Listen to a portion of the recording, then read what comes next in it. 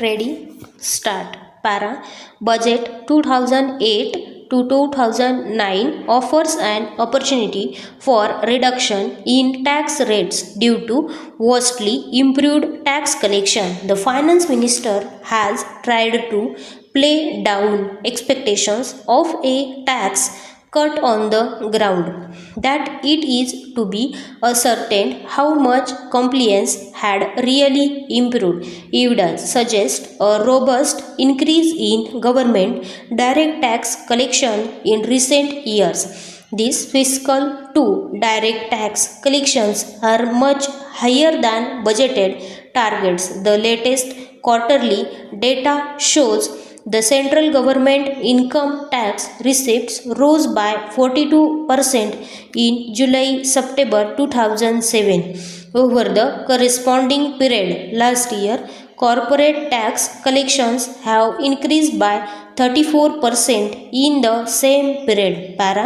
The improvement in tax collection has come about especially after the introduction of the Tax Information Network under the rule Information for Tax Deduction at source is reconciled with actual tax payments made. This system is implemented by National Securities Depository Limited with its all Indian presence and well designed information technology system has been able to improve compliance at a rate which India has never seen before. Until then, paper-based system saw huge leakages. This was supplemented accurately by the annual information reporting system under which the finance ministry tallies individual incomes with their expenditure patterns. While part of the improvement in tax revenue is also cyclical, as the economy has witnessed high production growth, is not the only story. This is clear from the data on excise. In the same quarter, excise collections fell by 0.8% compared to last year. Improved compliance in direct taxes should mean three things for the forthcoming budget. First, it offers an opportunity to clean up direct taxes.